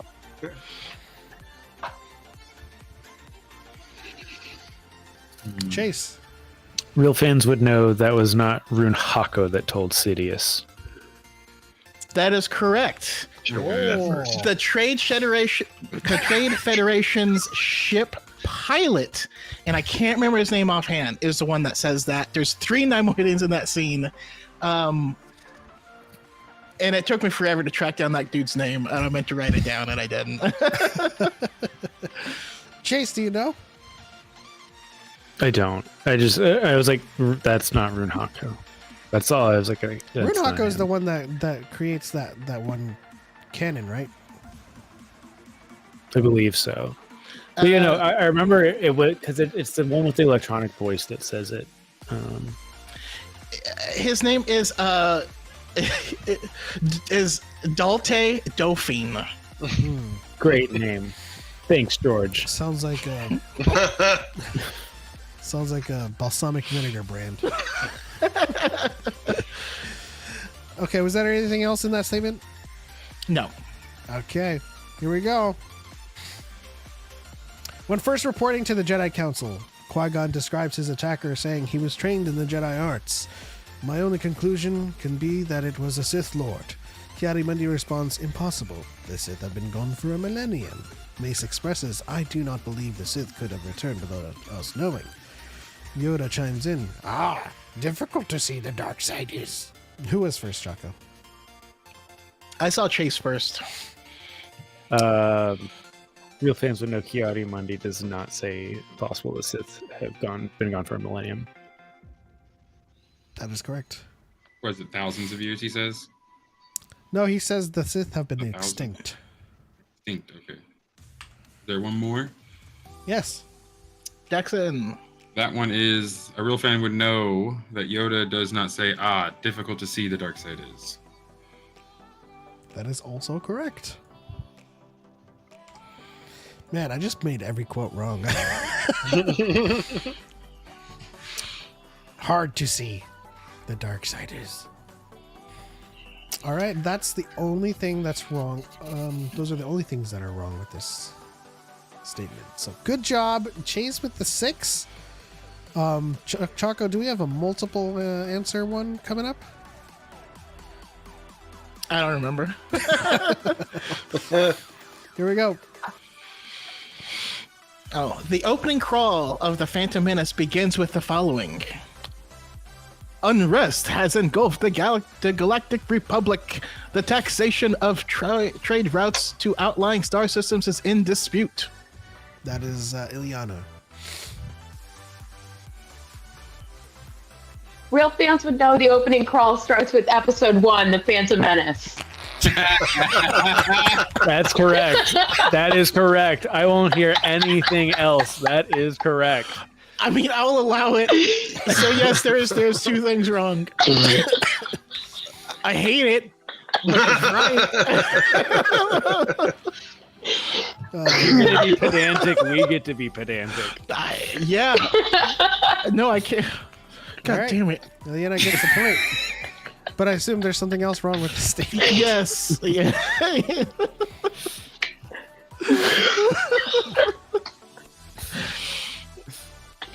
Oh wow. Jackson. Real fans would know the opening sentence is not unrest has engulfed the Galactic Republic. That is correct. The opening word is turmoil. Nice.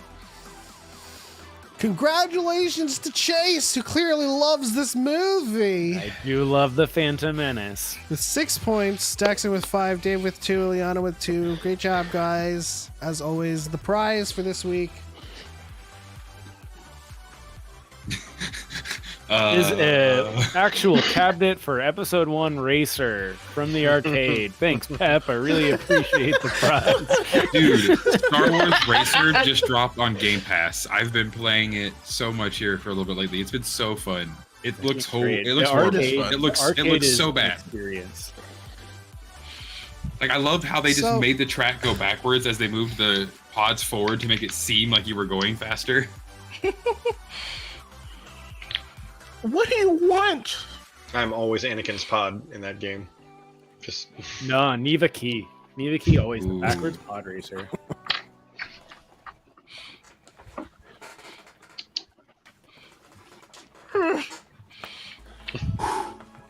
Do you want a toy Darksaber? I'm good. Thank you, Pep. I was looking at Din Djarin and I was like, wait, Dave won that.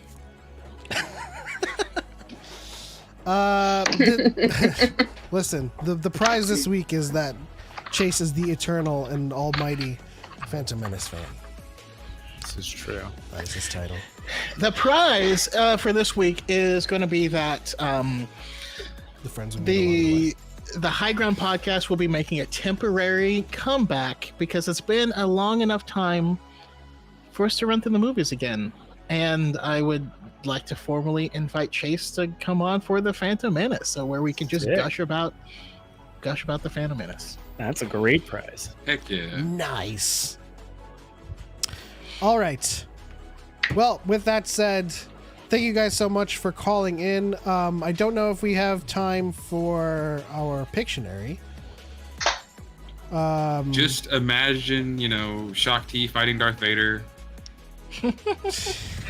We can just imagine Choco drawing, what.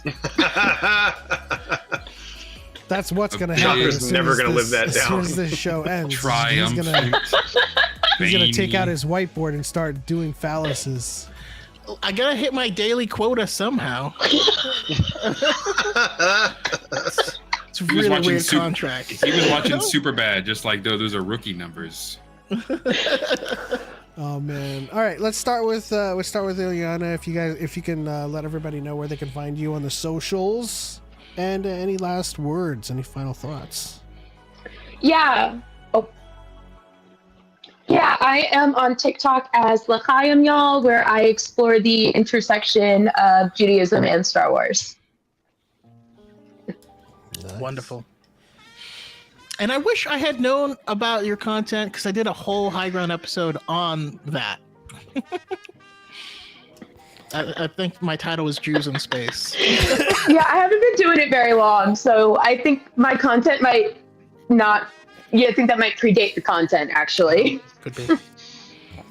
Xanatos.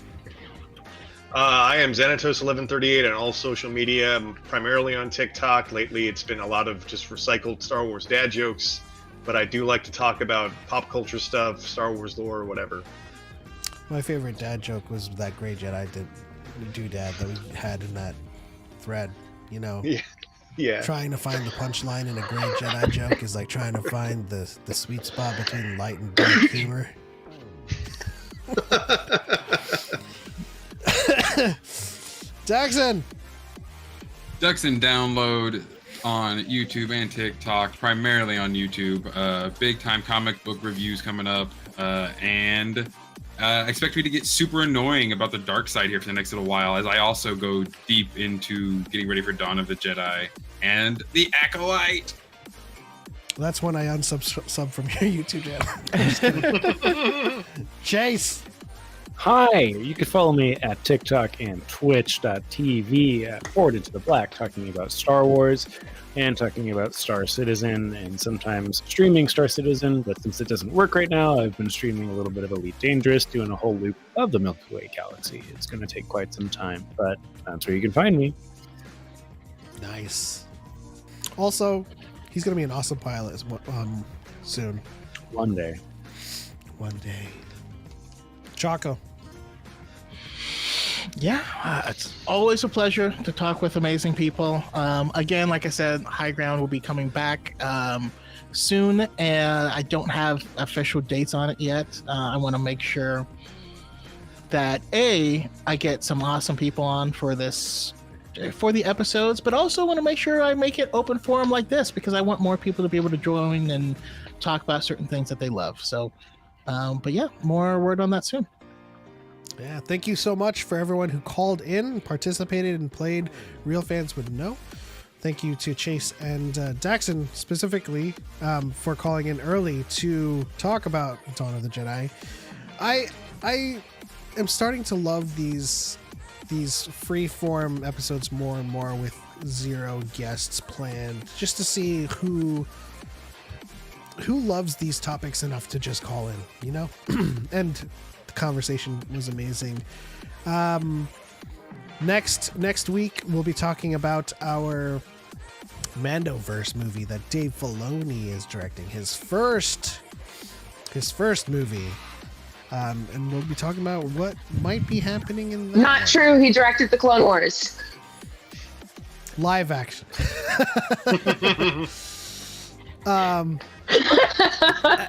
And then the week after that, of course, is the new Jedi Order. So everybody who loves Luke falling to the dark side, show up for that discussion. Thanks to everyone in the chat for stopping by, hanging out, and participating as well. Shout out to Cal for being a Dyad Squadron member for 22 months.